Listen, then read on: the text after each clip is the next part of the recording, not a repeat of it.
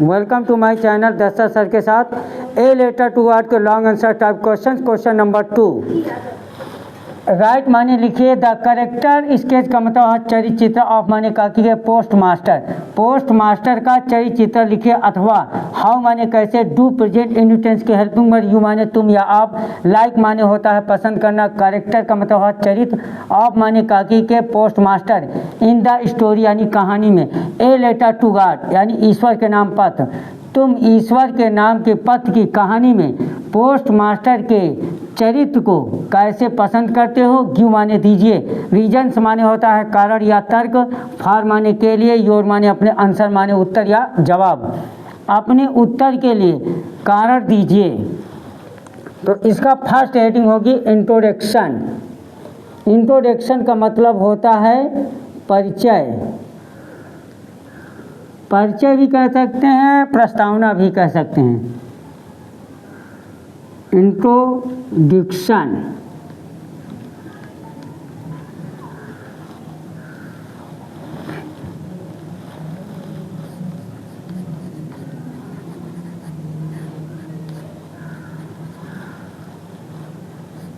The post master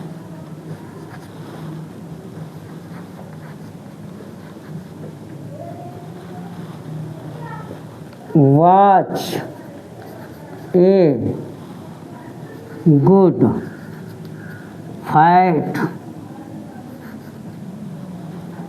cheerful and kind man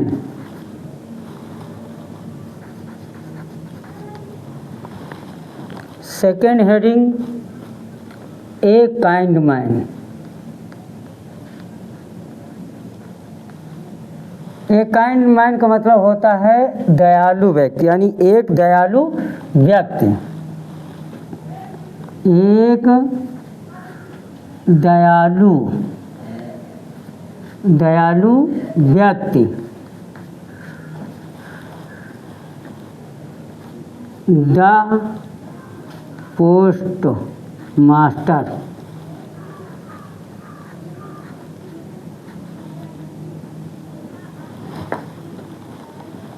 was a very kind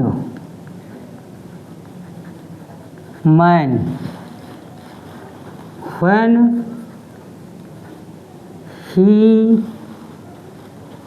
read the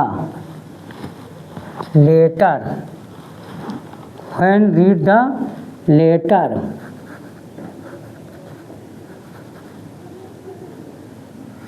to God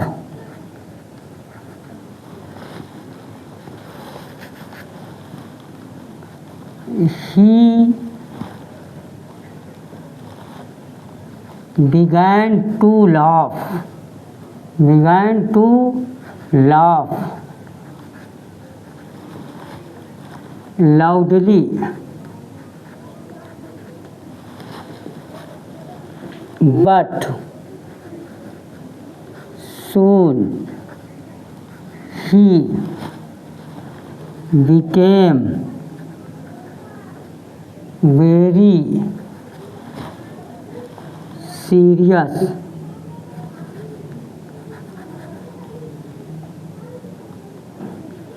he decided to answer the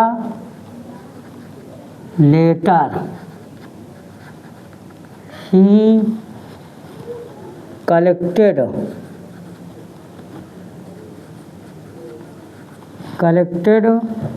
money from employees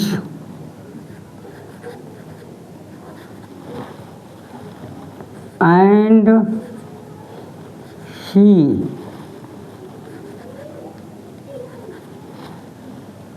himself self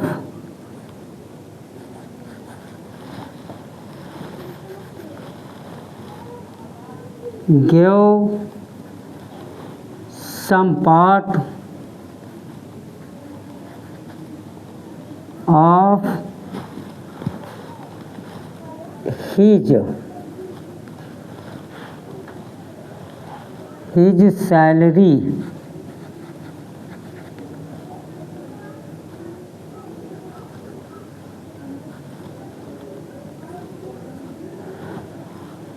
third heading conclusion.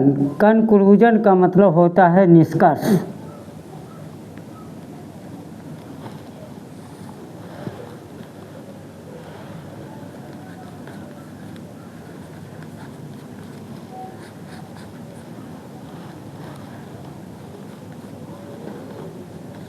The postmaster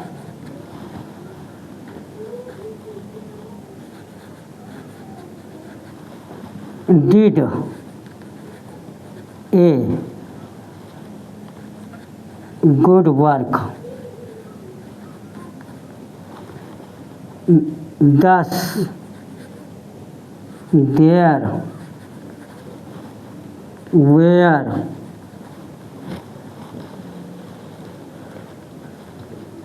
admirable qualities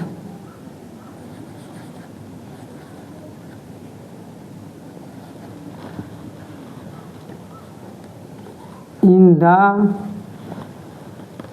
character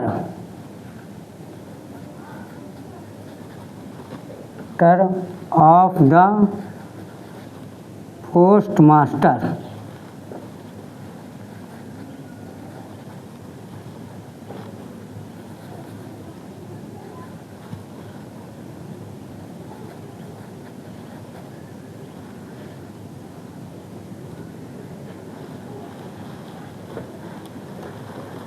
introduction का मतलब होता है परिचय, यानी post master आज माने था, ये माने गुड माने अच्छा मोटा। चीयरफुल का मतलब होता है हंसमुख या गदगद कह सकते हैं। एंड माने और काइंड माने मतलब होता है दयालु व्यक्ति। पोस्ट मास्टर दयालु, हंसमुख, मोटा और अच्छा व्यक्ति था। एक काइंड मैन यानी एक दयालु व्यक्ति। The post master was a very kind man.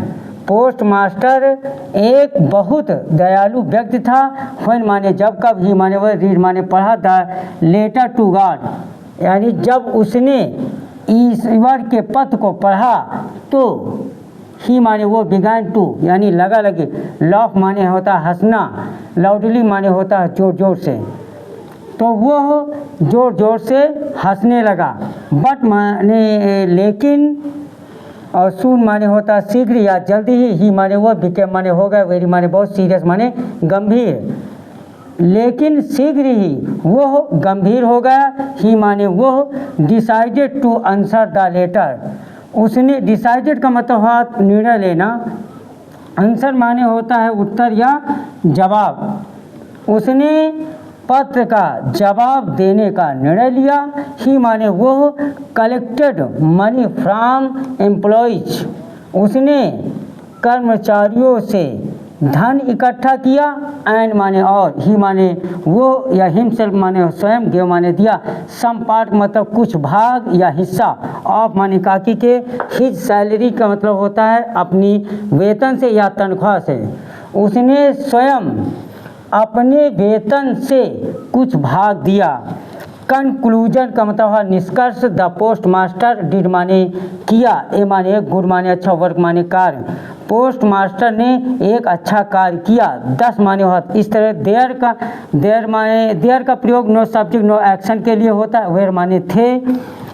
Admirable का मतलब है प्रशंसनीय। क्वालिटीज का मतलब होता है गुण। इन माने में करेक्टर का मतलब है चरित्र, ऑफ माने काकी के। पोस्ट मास्टर इस प्रकार पोस्ट मास्टर के चरित्र में प्रशंसनीय गुण थे। आइए दोस्तों देखते हैं यहाँ पर बिगैन टू का प्रयोग क्यों हुआ है। जब कोई कर्ता भूतकाल में कार्य करने लगे या कार्य करना शुरू कर दे तो वहाँ पर बिगैन टू का प्रयोग कर सकते हैं। देखिए एग्जाम्पल के माध्यम से, जैसे कहा जाए प्रतिमा गर्मा गर्म समोसे खाने लगी, तो इसका देखिए पहले लिखेंगे सब्जेक्ट प्रतिमा, began to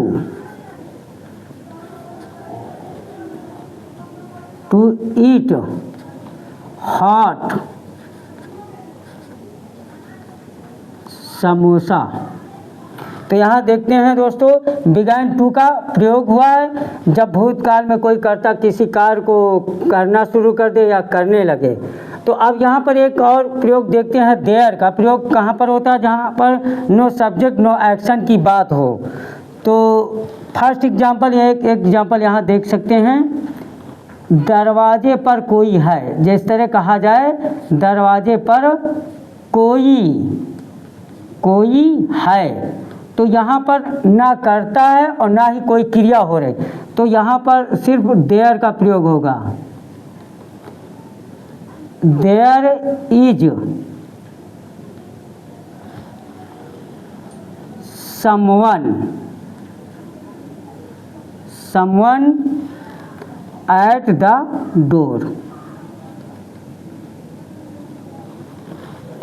दोस्तों यदि हमारा वीडियो ज़्यादा पसंद आए तो कमेंट, लाइक और दबाकर शेयर करें।